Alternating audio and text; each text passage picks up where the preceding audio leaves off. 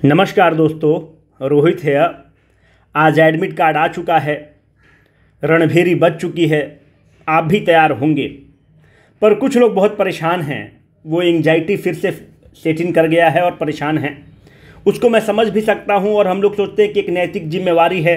देखिए, यूजुअली हम लोग एक एलीट क्राउड से डील करते हैं, उन्हें पता होता है कि क्या करना है क्या नहीं करना है, पर फिर भी ऐसा लगता है कि पता नहीं कुछ लोग परेशान हों, विचलित हों। तो हम लोग आज लेकर आए हैं कि आपको इन लास्ट दिनों में क्या नहीं करना है। एक बार थोड़ा सा पुनरावृत्ति रहेगा, पर क्या नहीं करना है, थोड़ा सा बचने की ज़रूरत ज़रूर है।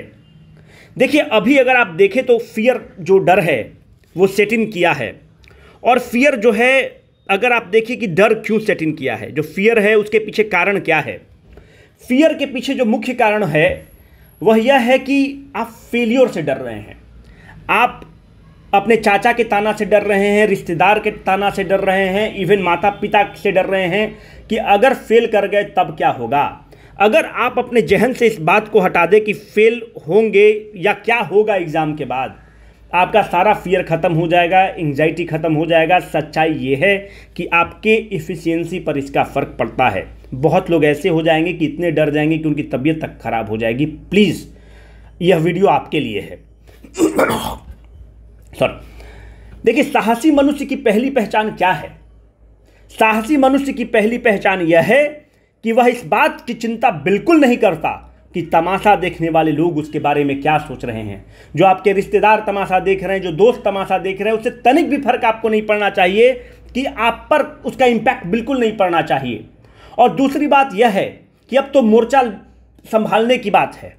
अब तो आप युद्ध भूमि से वापस जा नहीं सकते, छोड़ नहीं सकते। एडमिट कार्ड आ गया है, आपने 1 साल 3 महीना 4 महीना अपना तो दे दिया है। अब लोहा लेने का वक्त है, मोर्चा संभालने का वक्त है। दिनकर जी की एक लाइन है कि जीवन उनका नहीं युधिष्ठिर जो उससे डरते हैं। जीवन उनका नहीं युधिष्ठिर जो उससे डरते हैं, यह उनका जो चरण रूप निर्भय होकर लड़ते हैं। अब लड़ने का वक्त है, मोर्चा संभालने का वक्त है, अपने आप को समेटने का वक्त है। अगर आपने अपने आप को समेट लिया, सहेज लिया, तो आप इतिहास रच देंगे, एसडीएम और डिप्टी एसपी बन जाएंगे। दूसरी बात, मेरा सलाह क्या आपके लिए है कि आप फेल कर रहे होंगे, एक बार 2 बार आपने फेल किया होगा, फेलियर से मत घबराइए।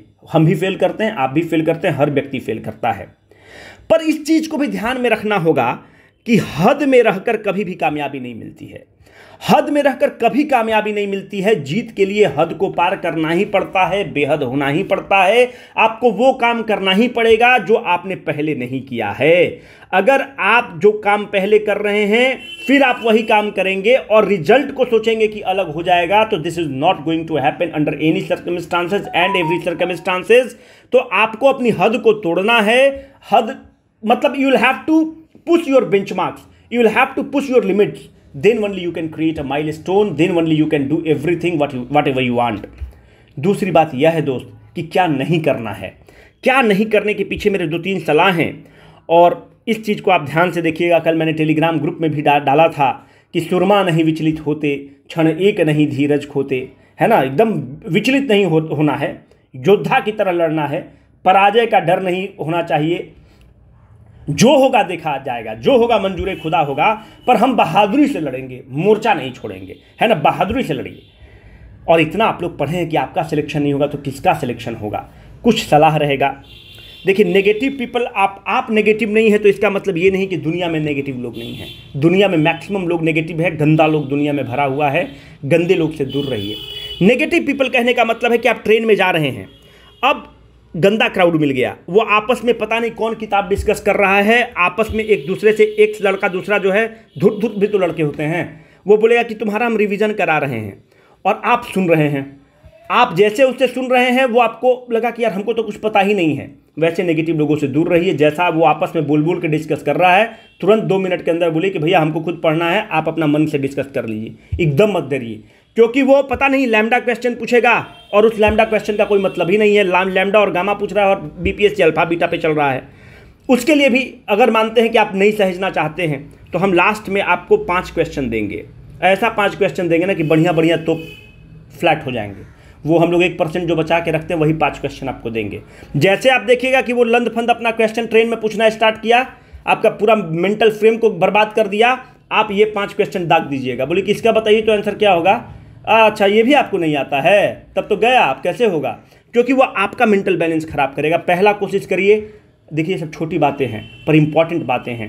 पहला कोशिश करिए कि बोलिए कि भैया आप अपने पढ़ लीजिए, आप अपना बोल के मत पढ़िए, हमको अपना पढ़ने दीजिए, आप अपना पढ़ने दीजिए, है ना। नेगेटिव पीपल से दूर रहना है। दूसरी बात, कोई मॉक टेस्ट मत देना यार, कोई मॉक टेस्ट, ये सारा मॉक टेस्ट कचड़ा है। मेरा हो, एक्स का हो, वाई का हो, जेड का हो, अभी मॉक टेस्ट देने का समय है ही नहीं। दूसरा, इंटरनेट पर अभी आप मेडिवल इंडिया नहीं किए होंगे मानते हैं, तो आप मेडिवल इंडिया का सोचेंगे कि 7 घंटा 3 घंटा का वीडियो है, मैराथन सेशन देख लेते हैं। याद रखिएगा, उसी दिन आपने 68वीं की तैयारी स्टार्ट कर दी जिस दिन आपने किसी का मैराथन सेशन देखा, मेरा हो, एक्स का हो, वाई का हो, जेड का हो। अभी सांस लेने का फुर्सत है, आप इतना ज़्यादा पढ़ लिए कि उसी को रिवाइज करने का फुर्सत है कि नया चीज़ पढ़ेंगे। यार कॉमन सेंस भी तो एक चीज़ होता है, कॉमन सेंस से आप इस्तेमाल करके आंसर निकाल सकते हैं। दूसरी बात, कोई नया टॉपिक आप नहीं पढ़ेंगे, कोई नो न्यू टॉपिक्स, कोई चीज़ करने की ज़रूरत नहीं है। तीसरी बात, बॉडी क्लॉक को सेट करने का प्रयास स्टार्ट किया जाए, एकदम जरूरी चीज़ है। बॉडी क्लॉक को एडजस्ट करिए। देखिए मेरा भी बॉडी क्लॉक ख़राब है, हम भी धीरे धीरे सुधारे हैं, तो आप भी बॉडी क्लॉक सुधारने का कोशिश करिए। ये सब छोटी मोटी चीज़ें हैं, आपको लग रहा होगा कि ट्रिवियल बातें हैं, पर इन छोटी छोटी चीज़ों का इम्पैक्ट होता है। जो 120 नंबर लेकर आता है वो अपने आप को साधता है, वो अवघड़दानी शंकर बनता है, तब 120 नंबर आता है। इतना आसान भी नहीं है।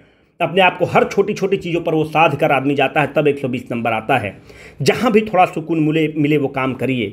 देखिए मेंटल बैलेंस बहुत ज़रूरी चीज़ है। मेडिटेशन कर सकते हैं तो मेडिटेशन 5-10 मिनट के लिए करिए। स्पिरिचुअल आदमी है तो मंदिर चल जाइए। इतना क्या feminism, leftist ideology, atheist ideology, अरे वो सब रखो यार। वो सब those things are ideologically correct, theoretically very attractive but practically not tenable, है ना। तो थोड़ा सा मंदिर चल जाइए, क्या इतना हनुमान जी के पास चले गए, थोड़ा मस्जिद चल जाइए, थोड़ा गुरुद्वारा चल जाइए। अगर सुकून मिलता है तो, नहीं सुकून मिलता है तो मेडिटेशन कर लीजिए, थोड़ा सा कुछ जो गाना ही सुन लीजिए, कुछ भी करिए, 5-10 मिनट मेंटल चीज़ को दीजिए। हम लोग 10 क्वेश्चन आपको प्रतिदिन जो CBS चल रहा है लेकर आएंगे और उसको देना जरूरी है। उसके पीछे कारण क्या है कि हम लोग ये नहीं चाहते कि आप पूरा जो प्रीलिम्स को अटेम्प्ट करने का, मॉक को मतलब MCQ टाइप के प्रश्न को अटेम्प्ट करने का आपका ग्रूव नहीं छोड़ने देंगे। मतलब 10 ही क्वेश्चन आप अटेम्प्ट लीजिए, पर आपको ग्रूव रहेगा कि अटेम्प्ट करना है। अब थोड़ा सा क्वेश्चन में कभी जभी जो डालेंगे हम लोग, ऐसा कुछ डालेंगे 2-3 क्वेश्चन जो आपको पता नहीं होगा। आपको क्या करना है कि उसको एलिमिनेट करने की कोशिश करना है, क्योंकि तुक्का मारना है। हमने पहले भी आपको बता रखा है कि जो भी आपको तुक्का मारना है, बेहिसाब तुक्का नहीं मारना है। आपको कुछ भी नहीं पता है, आपके पास बहुत नॉलेज है, उसी नॉलेज को इस्तेमाल करके ब्लैंक तुक्का नहीं मारना है, कुछ सोच के तुक्का मारना है। आप एकदम बेकार चीज सोचिए, एकदम नॉनसेंस चीज सोच के मारिए, पर फिर भी सोच के ही तुक्का मारेंगे आप। अगर कोई डेवलपमेंटल प्रोजेक्ट है, आपको नहीं पता है, डेवलपमेंटल प्रोजेक्ट है, ऑप्शन में नालंदा है और आपको नहीं पता है, नालंदा को टिक करिए। अगर कोई समिट हुआ है, सम्मेलन हुआ है, एक्सपो हुआ है, आपको जो पता है कि मानते हैं कि भागलपुर में हुआ, तो भागलपुर टिक करिए। अगर आपको नहीं पता है तो बाय डिफॉल्ट आपको पटना टिक करना है, क्योंकि पटना का कनेक्टिविटी अच्छा है। अगर मानते हैं दिल्ली से कोई आदमी को जाना होगा तो कनेक्टिविटी अच्छा होता है। बाकी डिस्क्लेमर ये है कि अगर आपको पता है तब टिक करिए। ई ऑप्शन आपको तभी टिक करना है जब आप 100% श्योर रहेंगे, नहीं तो ई ऑप्शन पे नहीं जाना है। वो आपके लिए ऑप्शन नहीं है, वो एग्जामिनर के लिए ऑप्शन है, BPSC के लिए ऑप्शन है। पर अगर आप 100% 100% श्योर हैं, बिल्कुल ई ऑप्शन के लिए जाइए। नहीं तो 90% केस में ई ऑप्शन को, मतलब उसको आप ऑप्शन मान के मत चलिएगा।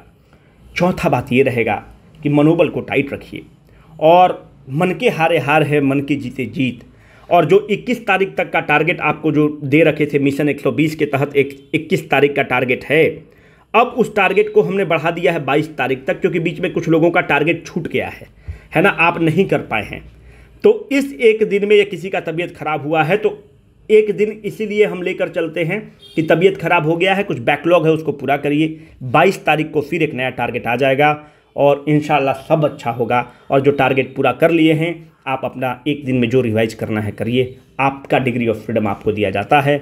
इंशाल्लाह हम लोग किला पर झंडा गाड़ेंगे, 120 आएगा, इतिहास रचेंगे, सपना पूरा होगा।